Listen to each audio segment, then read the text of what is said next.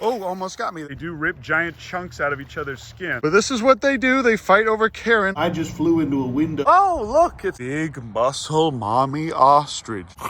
Oh, look how cute she is. And this little dingus here won't stop biting my legs. All right, everybody, today's the big day. I don't know how to organize my animals, so I'm going to go ahead and open all of their enclosures and allow them to do it themselves. Also, this little guy keeps finding me, even at the front. But watch this. If I throw him in the air all the way over here, he'll fly all the way back to the pond. Also, I'm cleaning out my car right now. But ostriches are also stupid, and they will eat anything that will fit into their mouths, whether it's safe or dangerous. Rhea are not like that, but these little dinguses are. Look how perfect this boat is. Look at those big blue legs. Isn't it weird that they're just blue like that? Look at that, you guys. No other ostrich will let you do this to it. And she bites me all the dang time, so it doesn't matter if I bite her a little bit. But I'm gonna go ahead and let her out. Also, we're getting a ton of sand dropped off here. We're doing a bit of construction. I don't want her to be in here for that. A properly trained ostrich is just a large chimkin. Come on, buddy, let's go. But this is what my front porch looks like, you guys. I never really show you guys this. Oh, look, it's Kevin's son, a beautiful little baby boy. Kevin's son doesn't really bite me like his dad does. He just runs up to me with his mouth wide open, and it's really scary. Kevin, if I gave him this kind of freedom, would just attack my eye. Soldier Boy, who is Kevin's son, is not like that at all. And honestly, I think that he sees me as a female Rhea, and he's clearly trying to mate with me. As you can see, he's holding his little wings like this. Soldier Boy here grew up with Homelander, and they actually lived together for a while when they were younger. So they are not scared of each other at all. This little guy grew up with ostriches too. So now he's looking at her thinking, oh, who is this beautiful big female Rhea? Who is this big muscle mommy ostrich that has been introduced to my life? But unlike Kevin, you guys, this little fella will let me pet him and scratch him, and I can scratch under his little chin, and I can scratch by his face, I can scratch on his head, and he won't bite. Basically what Kevin would be like if he was a perfectly tamed little creature. Because I raised this little guy in my house, even though he has Kevin's genetics, and everything inside him wants to be angry and evil, I can tame him just by scratching him like I used to do when he was a baby. Particularly ostriches are very hard to get to be this friendly, where you can just poke on their head. After the first egg is laid, they will go from fighting each other to working together to protect those eggs. Now, I'm going to actually hold him back because I don't want them to fight each other right now. And what's funny is I'm actually holding Kevin's son back from fighting him. Kevin's son doesn't want anything to do with fighting me right now. He just wants to fight his daddy. This is what they do when they fight, okay? They will bite each other's mouths. This is not documented anywhere except for my channel, you guys. Not 100% sure, but I think my channel is the only channel that has extensively shown behavioral characteristics in the male Rhea. But this is what they do. They fight over Karen like this. But unlike chickens, and even though these guys are fighting each other, they will eventually work together, and the males raise the eggs. And even though this looks pretty violent, it doesn't ever result in either of them bleeding, which means that Kevin biting the fence is more dangerous for him. Oh, but we don't want them to peck each other's eyes. Very clear they now see each other as competitors for the viable mates that are here. This guy bit me, and I am going to bleed from that. And as you can see, look, Kevin's spike on his...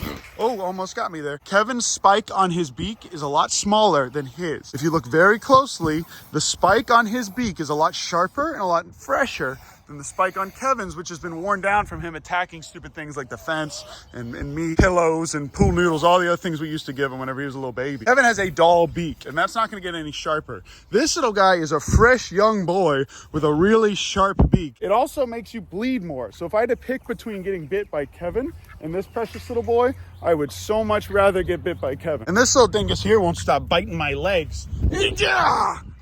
But okay, I'm gonna go ahead and hold these two back because this is not a safe thing for them to have them in here.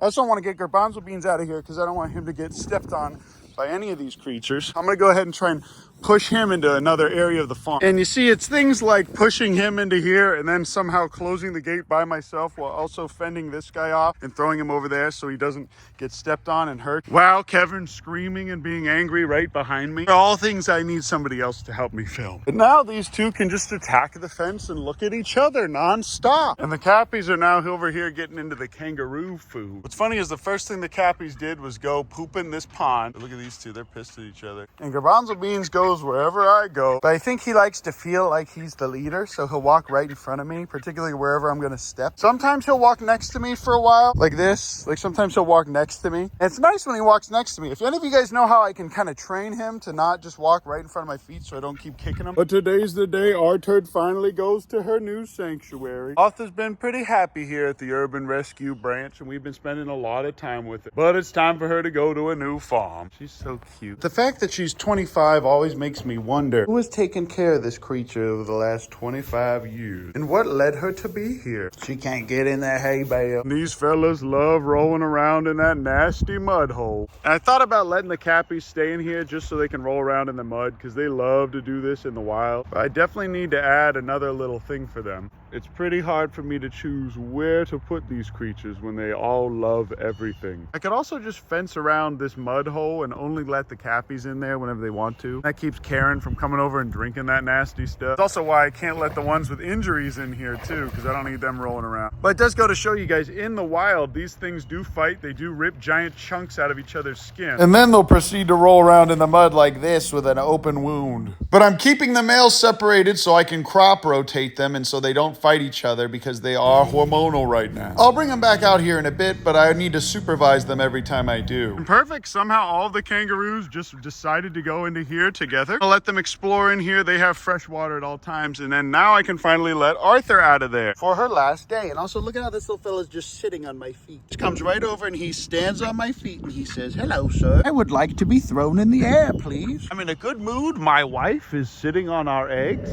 And this beautiful little woman here is incubating her precious little eggs. Oh, look how cute she is. Garbanzo Beans is gonna be a dad. Can you see her? Can anyone see her? Yeah. He sure does love that. These guys will be fine in here. Actually, most zoos don't even give their kangaroos grass because they're really careful about them getting worms. You don't want them to get worms. Come on, Arthur, let's go. What are those weird little fairy creatures swimming around in front of Arthur? The kangaroos can also be in here, and I think this is where I'm gonna actually put them while their babies are growing up.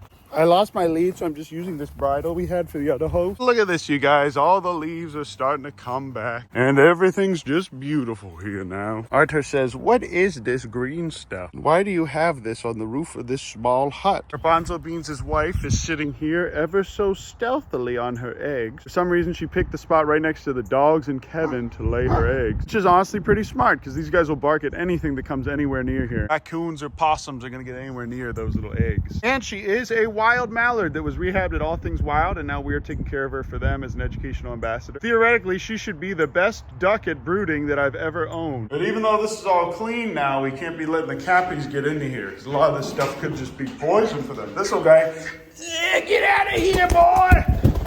Once I close this, nothing should be able to get into it. Okay, Garbanzo Beans, I'll throw you one more time. Oh!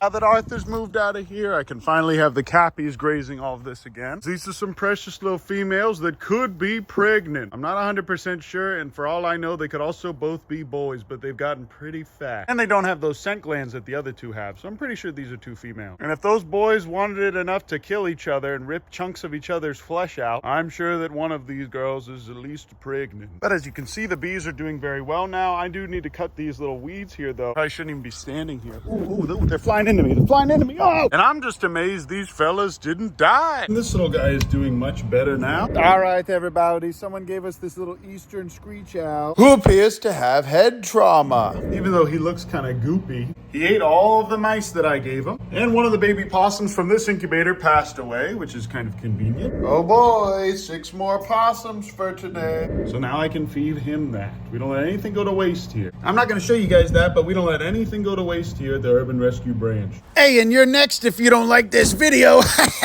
He's got that little, I just flew into a window going 300 miles per hour stare. These little guys are also doing very well, and they're eating all of their blackworms. And the blackworms, I know a lot of you guys probably care about those, are doing really well too. They're going under this thing. So whenever these guys need food, they know to just go into the tree for infinite food. And in the next video, I'll show you they're starting to get their fingers back. And they can even climb up out of the water if they want. But I'll go ahead and cover this little fella back up. Also, this bunbo that I got is doing much better. I gave a lot of my other bunnies away to other rehabbers butters because I do not have the manpower to take care of all of these things myself. And Nibblerton has been very happy here with the butter lettuce. All right, everybody, little Nibblerton down here is doing very well. I'm giving him this butter lettuce. I'm gonna go ahead and let him out here again to run around with his buddy. But now he has his own little butter lettuce plant. And this is all that's left of it. And these kibbies are still here and they're doing well. They're not hissing at me anymore. So putting them in here did in fact train them. I'm actually gonna put these ones in the house with me until I can rehome them. Even though these are the ones that hiss the most, and that's the reason why they didn't get adopted. Oh, it's weird to see Arthur out there instead of a dang ostrich. Oh, did I step on someone? I did step on someone. Who's under here? Oh, I'm sorry, guy. Oh, now we gotta share all our food. As you guys can see, they love their new setup. Now I've got double the amount of little creatures tearing up my things. And they have all this enrichment. Watch as I gently grab this Tibby to put a collar on him. This one's name is Orange Cat number 5. As you can see, he loves me a lot. There's Arthur. This one here bit me really good because I grabbed him from behind when he wasn't looking, but I don't think that's gonna bleed. As you can see, this is where he bit me. It wasn't too bad. Now they all have collars, whether they like them or not. This is exactly what a wild duck will do if you go up to them. And Kevin here protects them from all danger. And boy, do I love making these videos for you guys, but I am by myself 4 days out of the week, and I got 9 possums, 4 squirrels, and 3 bunnies in one day yesterday. So I love you, I appreciate you, and I'll see you in the next video, but I gotta get back to work. But ooh, I almost forgot to tell you.